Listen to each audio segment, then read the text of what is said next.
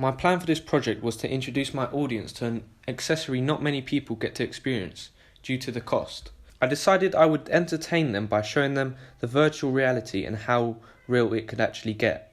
So within my trailer, it shows that the game has taken them into a new reality to show that when they do use the virtual reality headset, it does very much feel like you're in another world. I also wanted to make the trailer entertaining enough so that the viewers would want to experience the virtual reality and go buy it themselves. The message I wanted to get to the viewers was that playing the virtual reality too much isn't a great idea, because it will definitely make you feel like you're in another reality and can make you feel sick and give you a headache. My structure for this production was linear, which helped the viewers get a better understanding of what's going on during the trailer. I started with introducing the character Luke and George, which are students at college. I then introduced the game and showed clips of them playing in the game, which is the main part of the trailer. And then finally, at the very end, where they realise the game is too dangerous, which you don't get to see in the trailer, but by seeing the clip indicates that there's something else to it. From doing this, it could grab the audience attention. The styles I used for this project was to start off slow, and then as it gets to the main sequence, I decided to make it fast-paced so the viewer can see how exciting it gets.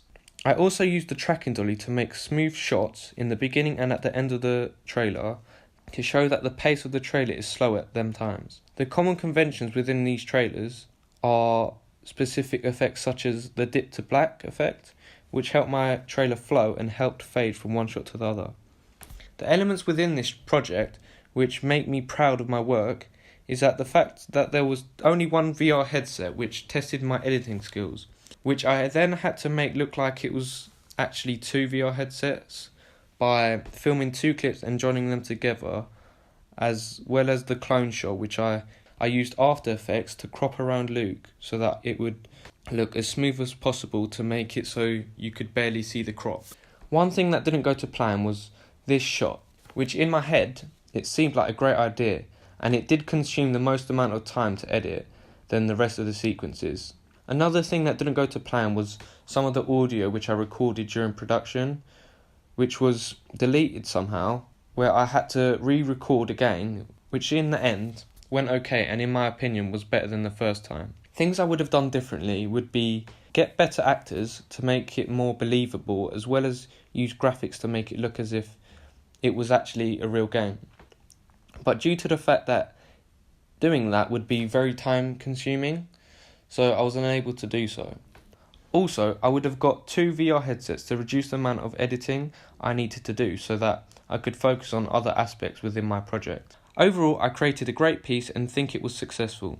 I know there could be many improvements, but it was my first time experiencing with these effects, which I think I did really well with. Comparing this trailer to successful trailers, I think there are many similarities, like the fades to black as well as the release dates at the end. And overall, I think it's a great project